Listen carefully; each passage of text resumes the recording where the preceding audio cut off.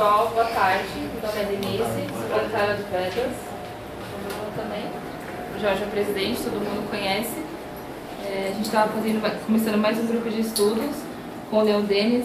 Ele é educador vegano e ativista pelos direitos animais. E sejam bem-vindos, a gente vai conversar sobre e no final a gente abre para conversar, perguntas. A gente fez o almoço antes, tá? Então fique à vontade. Eu já passo a palavra para o Leon, para ele já falar o tema e já começar a explicar para a gente. Obrigada. Bom, vamos lá, né? Vou tentar fazer uma mistura de teoria, até porque o tema é um tema teórico que fundamenta a ação de ativistas. Só que eu primeiro vou tentar pontuar algumas questões para nós não termos uma visão muito universalista, muito kantiana das coisas, de que ou é tudo de um jeito ou tudo de outro jeito. A primeira questão que a gente tem que entender é o seguinte: eu vou falar aqui da ética das virtudes, que é a perspectiva ética que eu sigo, tá? Eu não sou utilitarista.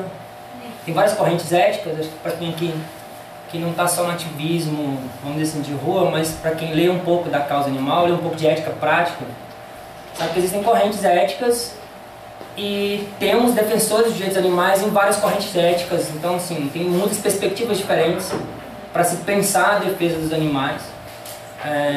No Brasil nós temos duas bem conhecidas e bem divulgadas, que é o utilitarismo, que tem como carro-chefe o Peter Singer, tá? E a deontologia, que vocês conhecem mais pela defesa dos direitos, que no Brasil tem dois caras que são Tom Regan e Gary Francione. Dá a impressão de que parece que só tem essas duas linhas de pensamento no mundo, parece que só tem esses três caras falando de animais no mundo. Isso é um grande equívoco. Eles são autores, obviamente, importantíssimos para a causa animal, mas não são os únicos a falar disso. Bom, a ética das virtudes, ela tem várias linhas ou pensadores, tá? O que eu vou falar aqui hoje é da origem dela. Vou me fundamentar na origem dela, com dois autores. A ética das virtudes é criada pelos gregos, tá? A filosofia grega toda, sem exceção, ela é fundamentada nas virtudes. Os gregos, a cultura grega é fundamentada na formação de um caráter virtuoso. Aí eu vou fundamentar aqui em dois autores, Aristóteles e Epicuro, que são os dois grandes mestres. No meio do ano vai ter um evento nosso de educação vegana abolicionista, e aí eu vou apresentar uma outra perspectiva, que talvez seja mais interessante para quem quer estudar a teoria ética voltada para os animais, que são os eticistas das virtudes contemporâneos neo-aristotélicos, que falam diretamente de direitos animais. Então eles trabalham literalmente com a categoria de direitos animais, só que por essa linha neo-aristotélica e tal. Tem alguns autores muito famosos aí, Martha Nussbaum, para quem é do direito, obviamente já ouviu falar dela. Stephen Clarke, por exemplo, é um cara que fundou o grupo de Oxford na década de 60, junto com Richard Ryder, que é o criador da palavra especismo, com Peter Singer, Tom Regan, Andrew Lindsay, que é o único teólogo da causa animal a nível internacional. Então, assim, são esses caras, tá? Mas isso já é conversa para o meio do ano. Eu vou estar apresentando esses teóricos atuais que trabalham com a ética animal em oposição, literalmente, a Peter Singer, Tom Regan e Gary Francione. Gary Francione não é nem conhecido na Inglaterra. E, no caso de hoje, eu vou falar da ética da virtude fundamentada especificamente nos gregos, em especial Aristóteles e Epicuro. O Bruno, quando colocou na divulgação alguns textos meus da ANDA, são 10 artigos especificamente da ética da virtude grega, e eu coloquei, como educador vegano, como é que ele se utiliza dessas virtudes para estar trabalhando a questão dos animais. Óbvio que nos meus textos eu estou falando para uma coisa muito específica, tá? Eu estou falando como educador para educadores, tá? Então, assim, como é que o educador se posiciona, ou como ele deveria se posicionar, ou o que ele vai enfrentar e como essas virtudes podem ajudar. Eu vou falar basicamente a mesma coisa, porém eu vou pontuar agora como está acontecendo na zona rural, tá? E aí, como eu fiz essa observação de que ética das virtudes que eu estarei falando agora, tenho que pontuar também que zona rural que eu estou falando, que eu vou falar, tá? Porque assim, aquilo que eu coloquei no começo, nós temos o hábito de universalizar. Eu falo assim, o cara vai falar de zona rural, a gente acha que zona rural saiu das capitais, tudo é zona rural no Brasil, e a coisa não é por aí, tá? Cada ambiente de interior tem a sua especificidade, tem uma necessidade de ativismo diferente de outro lugar, né? Tá acabando de conversar agora com a Mara aqui, a gente tá vindo no próprio litoral, nós temos 2 tipos de ativismo diferentes, um especificamente sobre a questão dos animais aquáticos e um outro ativismo que é feito com a galera que trabalha o ativismo no manguezal. É uma outra perspectiva, tá? Então tem que tomar cuidado para a gente não generalizar as coisas. Eu vou falar a partir da minha realidade lá, tá? De onde eu estou, cidade pequena, interior de Minas Gerais, cidade bem pequena, tem 17 mil habitantes, as cidades em volta, uma tem 5 mil, outra tem 10 mil habitantes, são cidades pequenas. A região inteira é uma região de pecuária, a cidade que eu estou, ela é comandada por mais ou menos umas 6 famílias, tá? Literalmente coronelismo, para quem acha que é coisa do século XIX, não conhece o interior de Minas Gerais.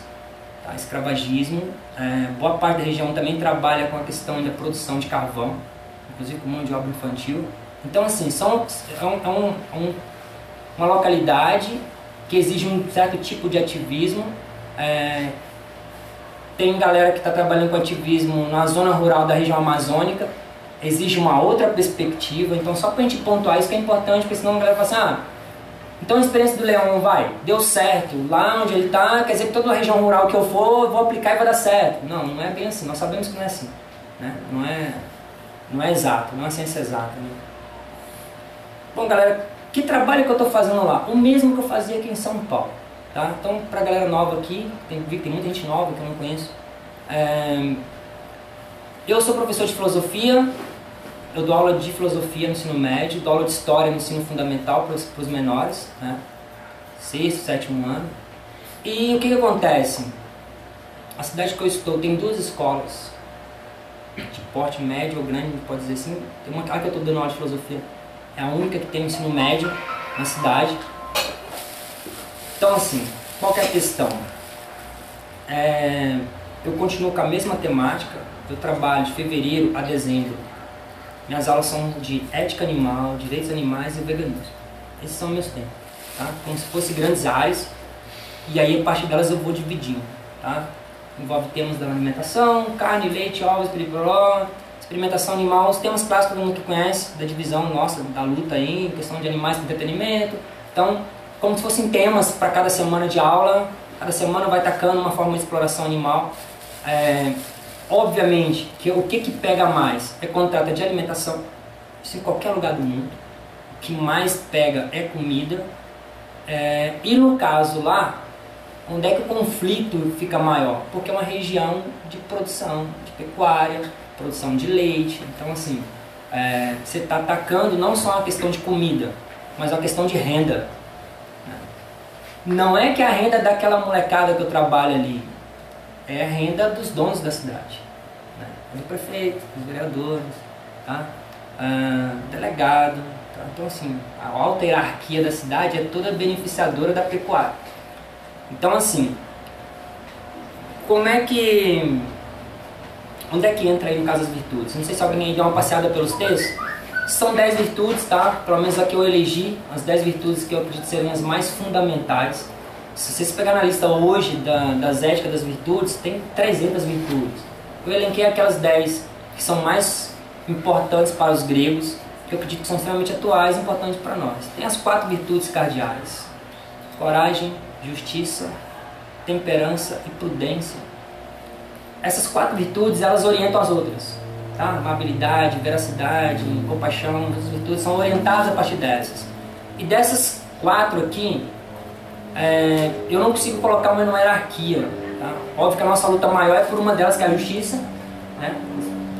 A justiça para os humanos e para os não humanos. E aí começa a vir a coisa, tá? Então tá, eu vou entrar num ambiente, numa região, num local, para tentar levar essa mensagem de que essa justiça que todo mundo quer, mas ninguém quer se mover para realmente efetivar essa justiça, que ela seja realizada. E aí o meu discurso começa a complicar quando eu vou estender essa justiça para os não humanos. Aí a coisa começa a complicar. Complicar em que sentido? Igual eu falei. Acho que todo mundo aqui conhece um pouco de história. Já viu filmes e até documentários que assim, você tratar de coisas que não são do interesse, de regiões de pecuária, regiões de desmatamento, a gente já sabe o final dessa história, que é morte. Não é novidade para ninguém. Inclusive essa semana, por coincidência essa semana, conversando com uma pessoa que conhece bem aquela região, que mora aqui em São Paulo, ela falou assim, você já mudou um pouco as suas críticas? A pessoa que mora aqui em São Paulo, que conhece a região que eu estou, que de vez em quando ela vê algumas publicações minhas, ela fala, você já mediou as suas críticas? Eu falei assim, não, já moderei um pouco. Ele falou, porque você não vai durar muito ali. Desse jeito, foi o que? Foi ontem, né? Como sempre. Ontem. Você não vai durar muito. Inclusive, a gente abre um parêntese, uma observação. O ex-diretor da escola que eu estou, ele foi assassinado há uns 6 anos, na porta da escola, foi fuzilado na porta da escola, a mando de capangas, pelo fato de ter feito críticas à corrupção na Câmara de Vereadores. A Câmara de Vereadores é formada por parte dos pecuaristas da região. Então, assim, qualquer tipo de crítica ela é mal vista, obviamente, ela causa um impacto. E no meu caso, como eu estou na escola e tenho um grupo de jovens na minha frente, o meu trabalho é visto como algo extremamente perigoso. Porque, assim, o cara que ele tem a possibilidade de mudar a mentalidade dessa juventude aqui. Então esse cara pode mudar essa geração aqui, ele tem esse poder na mão, assim que eles vêm. E eu acredito nisso também, senão não estaria na sala de aula. Então qual que é a questão? Ameaças sempre surgiram aqui em São Paulo, vão continuar surgindo lá. Aí entra a questão das virtudes, aí que eu vejo a contribuição dessas virtudes, tá? Primeiro, a prudência. Nessa pergunta que me fizeram ontem, você já começou a maneirar na sua crítica? É uma questão de prudência. Eu tenho que refletir muito sobre como é que eu vou fazer esse ativismo, onde eu vou atacar, como eu vou atacar, saber ter coerência de perceber que a minha crítica a determinados usos ou a exploração do animal no geral, ela está tomando um caminho onde eu vou me prejudicar, não só prejudicar profissionalmente, que isso eu não ligo, tá? Não ligo para ameaças profissionais de diretores, professores, Secretaria de Educação, não sei porque eu estou acostumado. São Paulo foi uma boa escola para mim quanto a isso. A quantidade de respostas que tinha da ouvidoria do Estado já me deixou bem calejado. Então, assim, só que quando entra a questão de que os caras não pensam 2 vezes em eliminar quem está incomodando, aí entra o poder da prudência, tá? Que para muitos ativistas o que eu vou falar é algo assim inaceitável, que é o que? Você dá 2 passos para trás, refletir sobre a sua estratégia para poder dar 10 passos para frente, tá? Isso é fundamental, chama-se estratégia. Ah, não, mas você não pode recuar porque em primeiro lugar vem os animais. Não, em primeiro lugar vem o animal, que é você. Você. Tá? Por isso que a dieta vegetariana é fundamental para mim. Se eu não me alimentar bem, eu vou estar fazendo mal a esse animal. E eu vou ser um péssimo exemplo para aquele público que eu estou falando. Tá? Vegano, vegetariano que se alimenta mal, ele é um péssimo exemplo para a causa. Simples assim. Um péssimo exemplo. Tá? Porque você é um exemplo, não adianta, cara. As pessoas vão olhar. Elas vinculam a tua dieta com bem-estar, com saúde, com esse tipo de coisa. Entendeu? No meu caso, pior ainda, porque eu sou atleta. Ó, então, assim, tem que ter essa prudência de saber recuar, repensar e falar, tenho que mudar essa estratégia aqui. Onde é que eu vou continuar com a mesma potência, com a mesma garra, com a mesma vontade? Eu preciso chegar no objetivo que eu quero, obviamente, que é levar essa consciência animalista, que é tentar o máximo possível fazer com que as pessoas acordem para a problemática que nós aqui já conhecemos, mas assim, eu não posso ir para o confronto direto, tá? Não posso ir para o confronto direto. O confronto ele nunca é educativo. Então a primeira questão é essa. Então seu objetivo primeiro é a justiça, tá? Tanto Platão quanto Aristóteles definem a justiça como fazer o bem ao outro, tá? Literalmente essa definição grega, fazer o bem ao outro. E é interessante que nenhum dos dois define, tá, nos seus tratados éticos esse outro como humano, tá? Apesar dos caras terem alguns pontos bem específicos nas obras deles, mas nesse momento que eles estão falando de algumas virtudes, eles não estão falando que fazer o bem ao outro humano. Por isso que eu acho que ela é muito ampla para nós. Ele fala fazer o bem ao outro, ou seja, esse outro pode ser qualquer um. inclusive os não humanos. Essa questão de você recuar e repensar a sua estratégia, eu vejo que aí entra uma outra virtude, que é a coragem. Tá? Coragem para quê? Para você não é recuar, de desistir e falar, porra, não vai dar, é muita ameaça, né? Aqui eu estava acostumado a participar de pelo menos uma reunião por semana em diretorias, ser convocado a prestar depoimento uma vez por semana, no mínimo. Lá já começou. Tô lá, mais ou menos, mês passado já foram 3 convocações para dar explicações do conteúdo das minhas aulas. Por reclamação de professores, reclamação de pais de alunos. Então, onde é que entra a coragem em mim? A coragem, literalmente, de enfrentamento. Tá? De enfrentamento. Mas esse enfrentamento, ele tem que vir policiado pela prudência. Como é que eu vou enfrentar? Eu preciso de argumentos. Eu preciso de teoria. Tá? Aí eu preciso de teoria. Que é uma coisa fundamental para nós, que nos consideramos ativistas, e que é uma coisa que é bem complicada para uma grande parcela dos ativistas. Nós temos um problema nacional, que é o quê? A fobia de livro. Tá? O brasileiro não gosta de ler, isso é um fato. O brasileiro tem pavor de livro. Tá? O brasileiro não gosta de estudar, não gosta de ler. Tá? São raríssimas exceções, isso é fato, mundial, não adianta a gente fingir que não. Só que para nós que defendemos uma causa tão fundamental como a causa animal, essa preguiça, essa livrofobia não deveria fazer parte da nossa causa. Simples assim. Tá? Até para eu poder dizer assim, olha, eu não concordo, como eu vejo muito ativista criticando o PT-5, sem nunca ter lido o PT-5, eu acho que o PT-5 se resume à libertação animal. Uma das coisas mais toscas que a gente vê na causa animal. Tá? O PT-5 tem uma obra gigantesca e fundamental para muitas questões no planeta, inclusive a questão da fome mundial e por aí vai. Vai ler o cara. Tira do cara o que é fundamental para o seu ativismo lá na rua, cara. Vai tirar tudo? Não, mas tem coisa ali que é fundamental. Lê Tom Regan? Vai ler Tom Regan, vai ler Francione, vai ler Richard Ryder, vai ler esses caras todos, vai ler Sônia Felipe, vai ler um monte de gente, cara. Tem que ler, cara. A nossa ação, o tempo todo ela é confrontada com questões que exigem uma resposta bem fundamentada. Bem fundamentada. No meu caso, eu tenho um trabalho muito complicado. Porque eu tenho que estar o tempo todo lendo ética prática, ética animal, esse tipo de coisa, né? E você tem que ser uma mini enciclopédia, você tem que manjar um pouco de nutrição, você tem que saber de geografia, você tem que saber de história, você tem que saber de filosofia, você tem que saber de um monte de coisa. Eu te pergunto, eu estou te encostando na parede com tudo, né? Geralmente assim, você derruba o argumento da proteína, eles jogam para a Bíblia. A Bíblia não, a Bíblia legitima o mal-estar dos animais. Você vai, derruba um argumento teológico, eles vêm com um argumento econômico. Não, mas não sei o que, a plantação, isso e aquilo. Então você tem que ser quase como uma enciclopédia ambulante. Tá? E no meu caso, além disso, eu tenho que ter uma tremenda argumentação pedagógica. Que é onde eu consigo me segurar. No caso do meu trabalho, eu trabalho com educação, então eu tenho que segurar essa onda. Eu tenho que conhecer toda a legislação educacional, federal e do Estado. Porque, por exemplo, vou falar para vocês do embate que eu tive há 15 dias, porque eu não uso livro didático. E aí o que acontece? Veio a reclamação de que os temas das aulas não eram legítimos, né? E obviamente não eram temas filosóficos, né? Falar de ética animal não é nada filosófico, e que eu tinha que usar o livro didático. Então assim, não sei se vocês sabem, mas o ambiente de escola ele é extremamente legalista.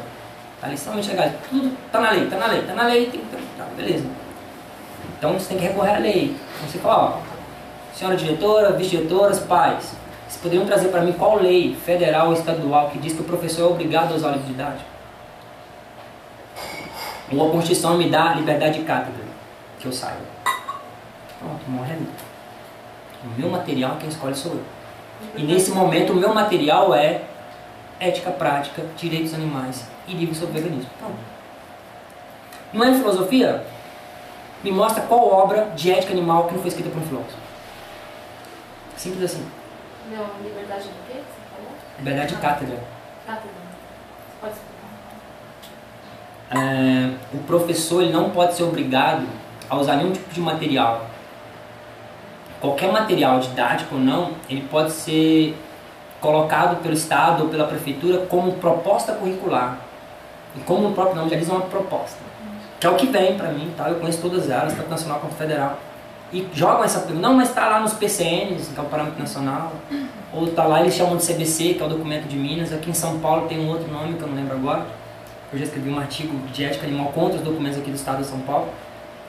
Eu falo, ó, pelo que eu sei, o nome do documento é proposta curricular. Se é uma proposta, eu posso aceitar ou não. Tá? Até em tom de brincadeira eu falo assim, senhora, tá afim de ir no cinema comigo? Pira. Você ficou doido, o que é isso? Que absurdo. Eu falei, não, eu fiz uma proposta, só não aceitou não. Da mesma forma que o Estado me propôs ao livro, eu não aceitei.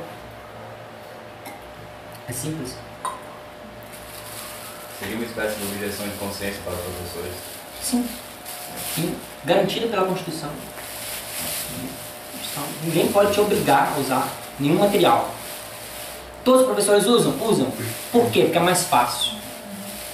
É muito mais fácil você pegar um didático e fazer os alunos copiarem da primeira e última página, dar um vestinho no caderno e falar, pronto, tá aí. Todo mundo sai muito bem informado, sem saber nada. Galera, então qual que é a questão? Tá? Então a questão vem o seguinte. Eu tenho que ter prudência. Prudência. Para saber até onde eu vou. Prudência para saber recuar no momento certo. Esse recuar sempre sendo pensado como uma estratégia de como mudar essa didática, como mudar essa metodologia, para eu voltar de novo para atingir onde eu quero. Eu tenho um foco, tem onde eu quero chegar, onde todo mundo aqui quer chegar. Tá? Que é, obviamente, a implantação real, prática dessa justiça para além das espécies. Tá aqui meu foco é esse. Tá? É fácil? Não, não é fácil. Transmitir consciência, dar consciência política não é nada fácil. Tá? É porque ninguém deixa de ser especista da noite para o dia. Coisa muito complicada, é um processo secular de especismo. Então tá, essa prudência. A questão tá, dessa prudência parte para uma questão de coragem. Enfrentamento isso vem, tá? Coragem, por exemplo, deixa eu perguntar para vocês aqui, pô, a ação da galera da ALF que invade um laboratório, tá? E quebra tudo, tira os bichinhos lá de dentro e tal. Eles têm consciência de que se forem presos tem todo um processo judicial, podem pegar uns bons anos de cadeia. Tem, eu acho que tem consciência. Quando eles vão fazer uma ação dessa, montar uma estratégia dessa de invasão, o fator principal que move eles é o quê? É a coragem da ação. Essa coragem ela é movida pelo quê? Pelo ideal de justiça. Tem um ideal maior. O que me move para esse ideal aí é a coragem. Agora, quando, por exemplo, vou falar de dois exemplos, tá? Quando, por exemplo, eu já tive situação, por exemplo, de um aluno apontar uma pistola automática na minha cabeça.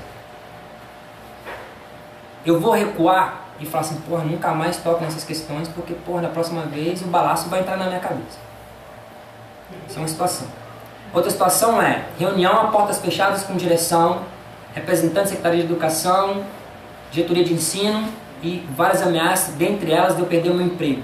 O que é complicado. No caso de São Paulo era efetivo. Não tinha como eles me mandarem embora. Não tinha como abrir um processo administrativo porque eu falo de leite em sala de aula. No caso lá agora, eu não sou efetivo. Passei no concurso já, não sou efetivo. Também não tem como me mandar embora por causa da questão de temática de aula. Tá? Mas fazem essa ameaça. Aí, então onde é que está a questão? Quando nós temos um grande número de professores que se tornam veganos, ou veganos que entram no campo da educação, estando na zona rural, no ambiente urbano, numa cidade de médio porte, ele vai sofrer vários ataques, tá? De pais de alunos e de direção de escola, ele vai sofrer muitos ataques. Onde é que entra a coragem? Nessa capacidade de análise e falar, eu não vou recuar. Recuar não quer dizer, eu vou para o confronto porque, nossa, eu tenho que lutar pelos animais. Não é isso, isso é estupidez. Tá? É coragem para entender o quê? O meu ideal é muito maior. O meu ideal é maior. Tá? Então está acima até do meu trabalho. O meu ideal é muito maior. Então eu preciso manter esse trabalho, eu preciso manter. Então o que eu vou fazer? Eu vou mudar essa metodologia. Tá? Que é muito fácil, tá? Muito fácil. Diretores, professores, são uma galera que é muito, intelectualmente, são muito limitados. Tá? São muito limitados. Então é muito fácil você mudar. Quer um exemplo? Vou dar um exemplo para vocês prático.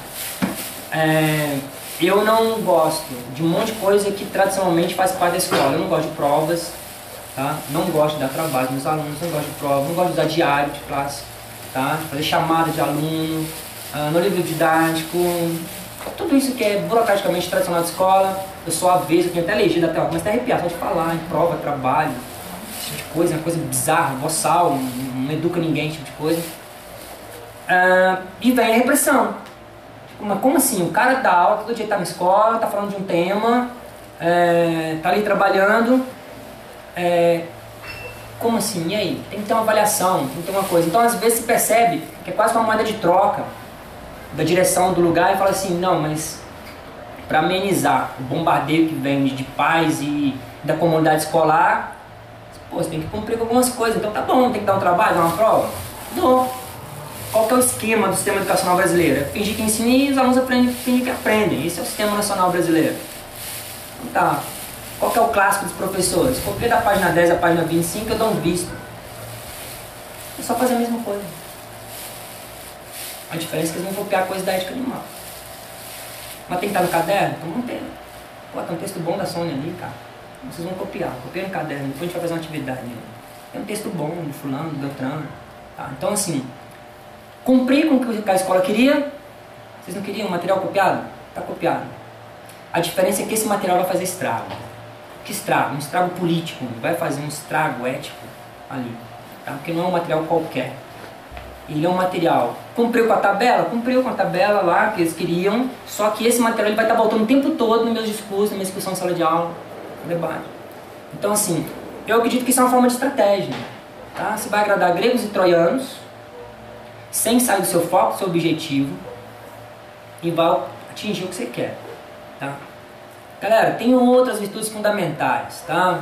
Amabilidade, veracidade, tá? A veracidade ela é fundamental para nós, da causa animal.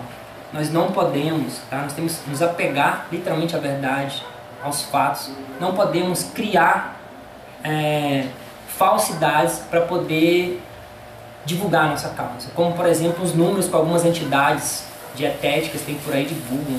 Olha, no Brasil tem 50 mil, não sei quantos mil vegetarianos.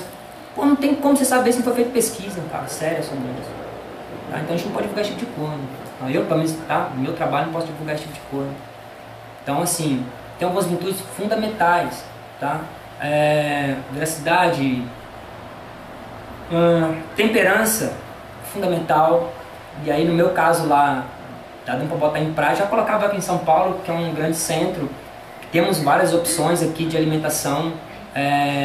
Eu vejo pela postagem da galera e alguns colegas que fazem uma grande apologia a junk food, tudo que é industrializado, né, não sei o quê. Isso foge totalmente da temperança, né, como virtude, né, cara? Você tem um controle sobre o seu próprio corpo, saber o que você come, o que você não come, o que você bebe, o que você não bebe. É complicado, por exemplo, até mesmo aqui em São Paulo, eu fazer um ativismo em cima de que assim, olha, ser vegano não é difícil não, cara.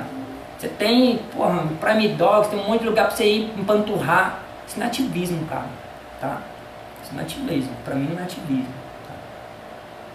Isso é complicado. No meu caso lá piorou, porque eles não têm nada. Não tem nada. E aí nós temos que pensar de novo na estratégia. Que é uma bela contradição. Eu tô numa zona rural, que você fala assim, porra, o que não falta é terra.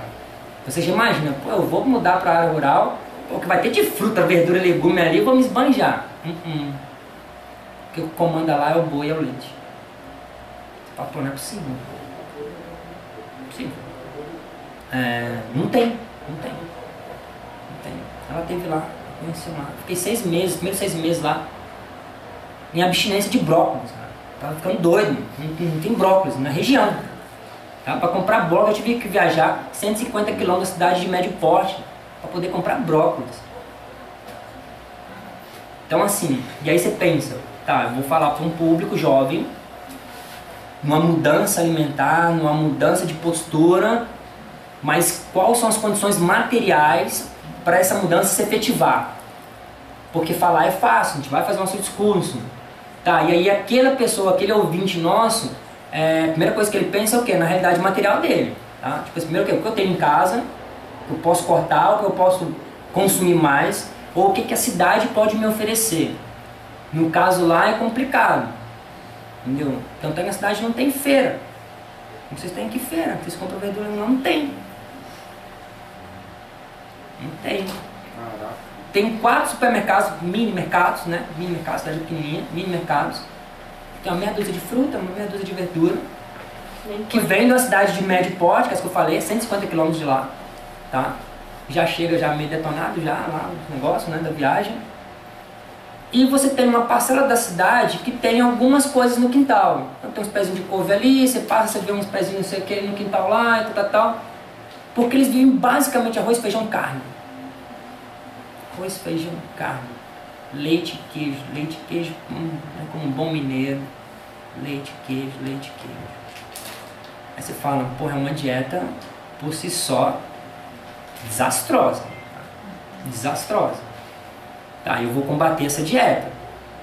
Primeira pergunta que você coloca é, professor, o que eu coloco no lugar? E não é uma pergunta assim, tipo, ó, aquele problema que nós temos da proteína. Não, ele quer saber, professor, tá, mas o que eu faço aqui, cara? Pô, eu consigo pegar a couve aqui do vizinho. Eu consigo pegar uma salsinha aqui do outro vizinho aqui. Então, mas aí o resto, o que eu faço? Onde é que eu consigo um tomate? Então, assim, são os problemas que parecem até surreais, né? Fala, mano, esse cara tá viajando, não é possível dizer uma coisa dessa. Né? Você tá num lugar que não falta terra, tá? É uma região rural, tá? Não falta terra. E interessante que eu tava na pracinha, encontrei com o pessoal, tinha umas 3, 4 barraquinhas, ficam umas senhorinhas que vêm ali da região, que vendem mandioca, uma vende couve, uma vende mandioca, outra vende couve, uma vende limão, mais umas outras ervinhas lá, tipo, umas 4, 5 barraquinhas, umas senhorinhas, que até a prefeitura que dá a barraquinha pra elas lá. E aí tinha um rapaz lá, conversando com um colega da escola, ele falou assim, eu conheci esse professor aqui e tal, eu fui conversar com o cara ele organiza uma associação de agricultores familiares. Eu até me empolguei, falei, nossa, que legal, cara, muito bom. Aí você vai conversar, e assim, ele falou que ele não trabalha na cidade, porque ele oferecia, né, essa associação, na verdade são 5, 6 produtores ali próximos. Eles trabalhavam basicamente para fornecer para as escolas e para algumas creches, algumas coisas tinham ali na região, só que eles não conseguem mais oferecer os alimentos, porque tanto a prefeitura quanto o estado agora baixou um decreto que tudo tem que ser por liminar e um monte de questão burocrática, para o cara entregar couve na escola, entendeu? Então assim, o cara fala, colocaram tantas barreiras, ele fala que a própria escola falou, não compensa, a gente fica 3 meses lutando para você poder chegar aqui, durante um mês você fornecer couve e alface para a escola, entendeu? O cara desistiu, então o pessoal passou a vender em outra cidade, em outro lugar. Então assim, fica muito limitado, muito limitado. Galera, essa questão ela desanima?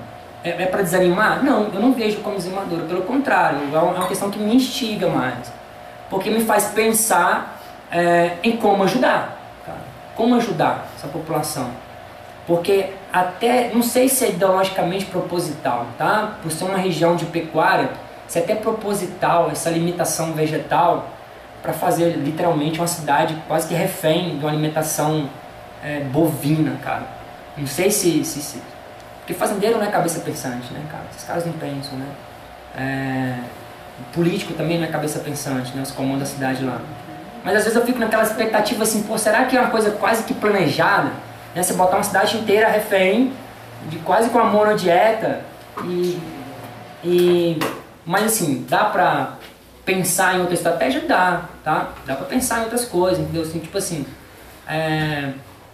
já coloquei até proposta pra diretora, da gente fazer uma horta na escola, entendeu? E jogar na mão dos alunos, cara, botar a molecada vai tomar conta daquela horta, entendeu? Então assim, dá pra gente vamos tentar fazer o quê? A gente faz hortas comunitárias. Então, tipo assim, você tem que pensar. Por que eu tô falando isso? Porque às vezes quando a gente fala da virtude da coragem, a gente acha que é uma coisa assim de enfrentar o BOP, né, cara? Não é pra enfrentar bala de borracha, cara. Às vezes você enfrentar uma ideologia que ela tá ali, camuflada, subentendida, ela às vezes dá muito mais trabalho, exige muito mais coragem do que uma ação, tá? De enfrentar o choque na Paulista, entendeu? Então, assim, não vejam isso também como algo que não vai trazer resultado negativo pro meu caso. No caso, eu e minha esposa, né? Somos os 2 únicos veganos da região. Se pegar uma região ali de mais ou menos...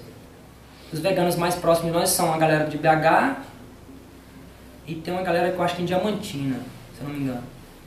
Pelo que o pessoal vai me contando dos interiores ali de Minas ali. Então, assim, nós estamos ali no meio, 2 pessoas fazendo um ativismo, basicamente 5, 6 cidades, assim, de pequenininhas dessas assim. O nome já espalhou, toda uma cidade sabe o que é veganismo, tá? Todo mundo sabe o que é vegetarianismo, sabe o que é veganismo.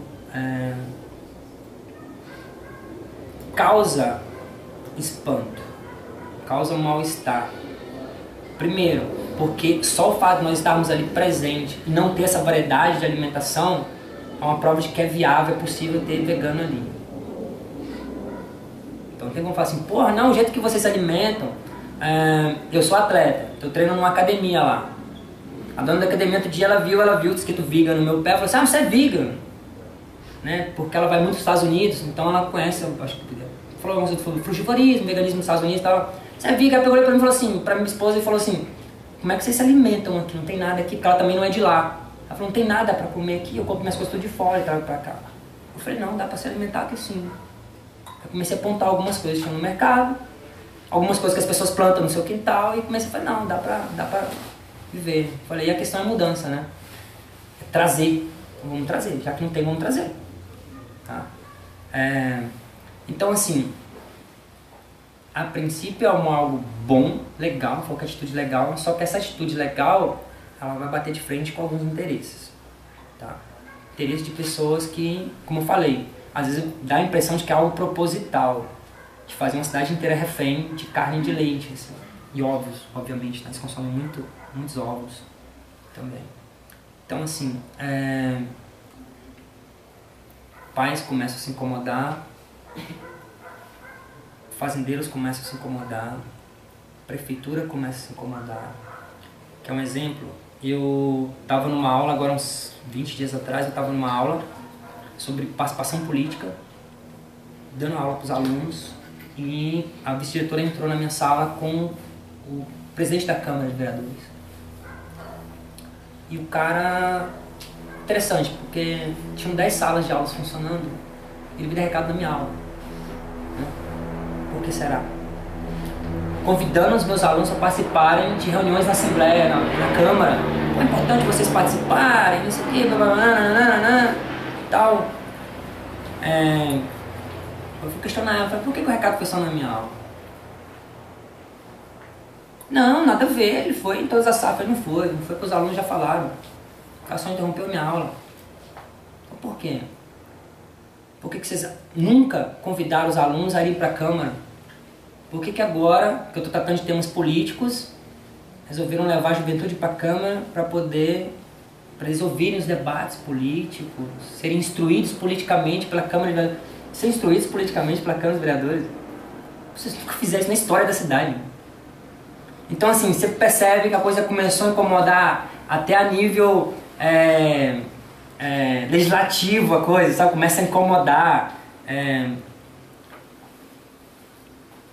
Qual que é o meu maior medo? O maior medo é realmente aquilo que eu falei no começo pra vocês, a questão de morte mesmo, né? É uma região que tem capangas, tem os caras que matam mesmo, tal, amando dos poderosos da cidade e tal. Não vou falar que eu não tenha medo, tenho medo. Mas aí, eu acredito na questão do método, da metodologia. E tem uma questão também da estratégia. Você conseguir ter do seu lado bons aliados. Tá? Isso é fundamental em situações como essa, né? Uma situação mais periculosa. Então, quando você tem, no meu caso, eu tenho diretora do meu lado, que é coisa rara que aqui em São Paulo não tive.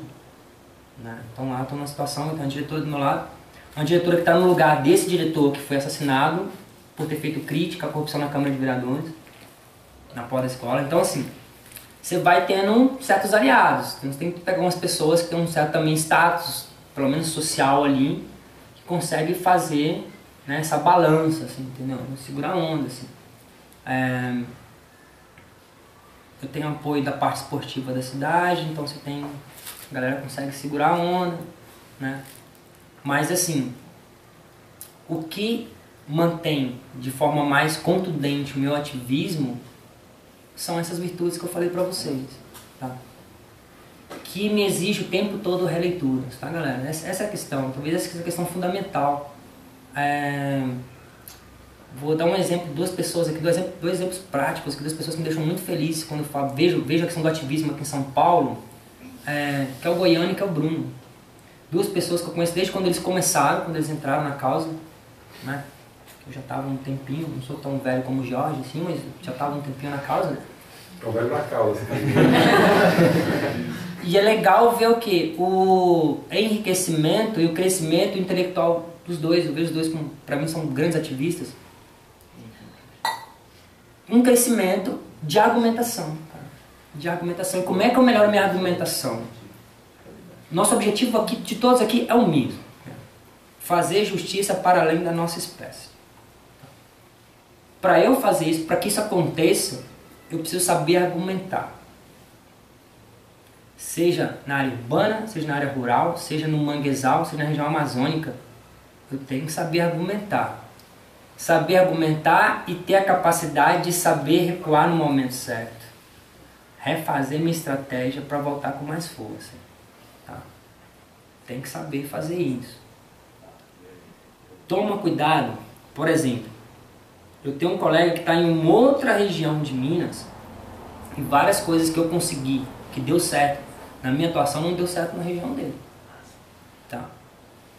Assim como eu tenho colegas que estão no ativismo na região amazônica, que é a região de desmatamento da floresta, tá? Que o problema lá são os búfalos, por exemplo, são os buvalinos, não é a vaca, não é o boi e tal, que também é o mesmo problemático que eu tenho lá, de fazendeiro vir e falar, você até segunda-feira você repensa aí, tá, o que você está dizendo.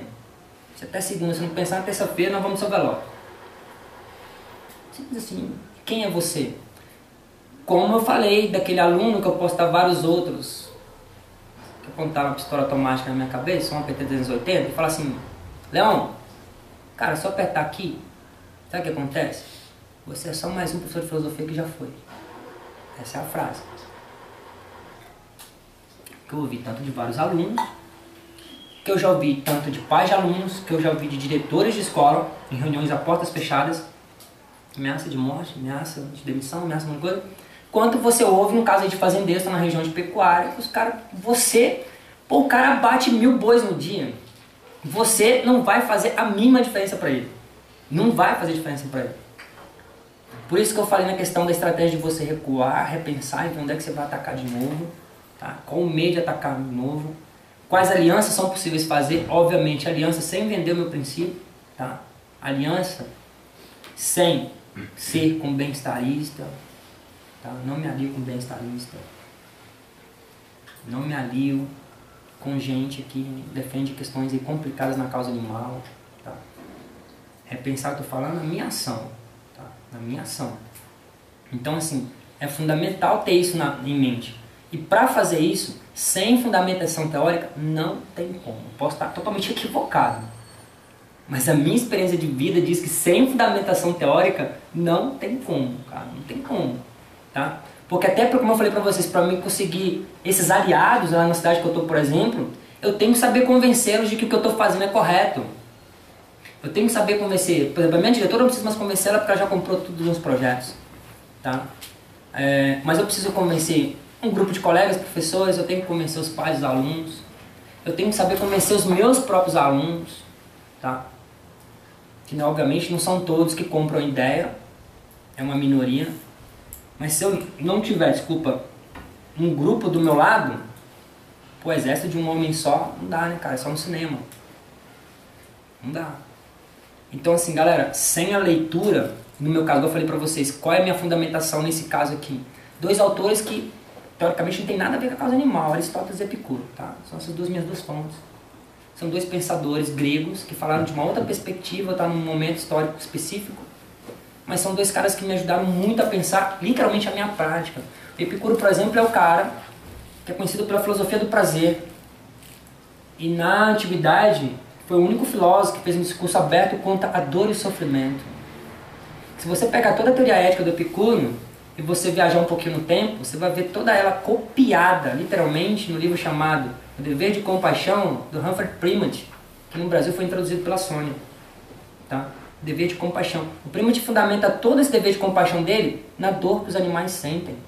São sencientes. Sem usar o termo senciência, o tempo todo ele frisa isso. Sentem tanto quanto nós. Fala, porra, o Primit foi o cara, o pioneiro. Não, Epicuro foi o pioneiro. Epicuro fala, com relação à dor, nós e ele sentimos a mesma coisa. E a dor é algo ruim, é algo mal. A dor tem que ser estipada. E todos nós buscamos o quê? O que ele coloca? O prazer. É o prazer que nos faz bem. Então, ou seja, essa é a minha fonte. Essa fonte que me faz o tempo todo manter o meu ativismo aceso. Comentei com a Thaís essa semana a questão de estar falando de vídeos, documentários. É uma outra coisa que me alimenta e que me alimenta, obviamente, sendo guiada por essas virtudes. Que é o quê? Um Terráqueos, por exemplo, que todo mundo aqui conhece. Terráqueos.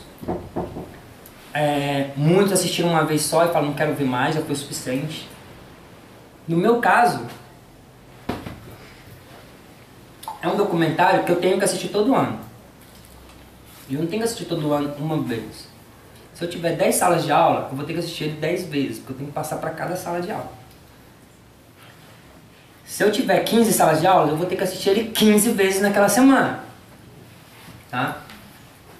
Estava comentando com ela. Eu conheço o Terráqueos do começo ao fim, pelo diálogo em inglês, com legenda, sem legenda, pela trilha sonora. Qualquer suspiro que tem no filme, eu sei qual cena que é e falo pra você que cena que é. Eu tô ali fora. Pode fechar a porta e tá rolando aqui dentro, aqui, ó. Tô ali fora. Eu ouço, eu falo, essa é a cena do cachorro sendo jogado no caminhão, você sabe. Tem, pra muitas pessoas tem um lado ruim, pra mim tem um lado positivo. Qual é o lado positivo? Todo ano, vendo essas cenas, eu tenho qual o alimento? Com o que me alimenta? Saber que aquelas cenas acontecem todos os dias. Nesse exato momento que nós estamos aqui, aquelas cenas estão acontecendo. Toda vez que, assim, como eu falei pra vocês, acontecem vários empecilhos, às vezes condições concretas, reais, que falam, pô, vai complicar fazer um ativismo aqui, vai complicar fazer com que a pessoa se convença que ela pode ser vegana nessa situação.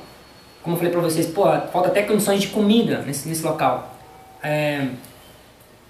Esse tipo de documentário é um documentário que não me deixa ter esse pensamento negativo, pessimista, de falar, não, pô, tá difícil, acho que eu vou pra outro lugar, cara. Acho que vamos cidade de médio porte, lá pelo menos tem uns supermercados, né, que vende lá umas paradinhas da Ovibra lá, né, pelo menos dá pra galera comprar um leite condensado. Mas não, cara, eu vou ficar aqui mesmo. Por que eu vou ficar aqui? Porque aqui, até com essa ameaça de morte, de fazendeiro, por que eu vou ficar aqui? Porque eu lembro de um Terráqueos e lembro o quê? Que aquela cena acontece todos os dias. Os animais estão morrendo todos os dias. Então, assim, a matança não para. Por que o meu ativismo vai parar? Então, assim, para isso eu preciso ter essa meta, obviamente, que é a justiça. Como diz Platão e Aristóteles, a justiça que é o bem ao outro. Eu tenho que ter a coragem para não desistir, coragem para enfrentar, obviamente, seja um debate ali burocrático com diretores e pais, seja um debate burocrático na Secretaria de Educação, aí com argumentação pedagógica, com argumentação ética, seja numa reunião de pais, tá? Pais, um ou outro que é dono da sorveteria, que usa leite. 2, 3 que trabalha na carvoaria. Quem é dono da carvoaria é o fazendeiro daquele lado. Outros pais trabalham no açougue. A mãe trabalha numa loja X que vende não sei o que de animal. Então essa galera toda que tá me esperando na reunião de pais. Entendeu? Porque a filha chegou em casa e não quer usar o shampoo que é testado. O garoto chega em casa e não quer comer carne. A menina chega falando que não vai beber leite nem comer queijo. Isso causa um espanto para os pais muito grande. E que junta a questão de que para eles é natural, a vida inteira foi vendido como natural, com a questão econômica. Pô, eu trabalho com isso, né? O meu salário depende disso. Que esse professor está dizendo que é algo errado, é injusto, é antiético. Então, ou seja, vem de tudo, tá? Vem de tudo. São pais que andam com facão na barriga, tá? Que andam com faca, que é uma área rural. Então, assim, o diálogo ele tem um limite, né? O português tem um limite ali, tá? Chegou um ponto daquele limite ali, é na base do facão, na base da arma que se resolve as coisas. Então, assim, faria muita gente recuar? Faria. Eu conheço um monte de gente, muitos colegas educadores veganos que recuaram, pararam de dar aula. Tá? Eu conheço um monte de galera aí que deixou de dar aula por ameaças. Tá? Tanto ameaças de demissão quanto ameaças físicas mesmo, de morte e tal. Que fazem um trabalho muito legal. Só que a galera aqui de São Paulo, do interior de São Paulo, que eu tinha contato, uma galera que literalmente abandonou. Abandonou tanto a área da educação quanto abandonou a causa animal. Tipo assim, porque não aguentou o tranco. Tá? Posso julgá-los? Não vou julgá-los. Cada um sabe o seu limite. Tá? É o que eu coloquei pra vocês. O que me alimenta, o que me sustenta é essas duas coisas. Essas virtudes, literalmente, teoricamente, tá? Vamos dizer teórico. Essas virtudes como teoria, tá? E, do outro lado, essa questão real de ter plena consciência que aquelas cenas de um terráqueo, por exemplo, não são cenas pontuais. Como algumas pessoas colocam quando vocês falam assim, ah, não, mas não é desse jeito mais não, professor, mudou. Né? Mudou. Tem gente que tá ligado, mesmo na roça tá ligado com as questões do bem-estarismo. A cidade que eu moro, por exemplo, tem um curso lá tem um curso de silvicultura, tem um curso de agro não sei o que lá, que é técnicas de manejo lá de vacas, um monte de coisa. Então os caras têm muita consciência, eles usam até termos que a gente usa. Tá? Eles usam termos sem ciência. Tá? E aí na aula do cara lá de manejo, de método de sensibilização de pré-abate, professora de fisiologia, a mulher fala, não, ó, tem que cuidar, tá? Porque o animal ele não pode estar estressado. Ele não está em estado de agonia no momento de abate. Você fala, poxa, tem consciência que o animal está em agonia, cara. Tem consciência que ele está estressado, ou que ele pode chegar ao estresse. Né? Cita a questão da senciência, os animais são sencientes.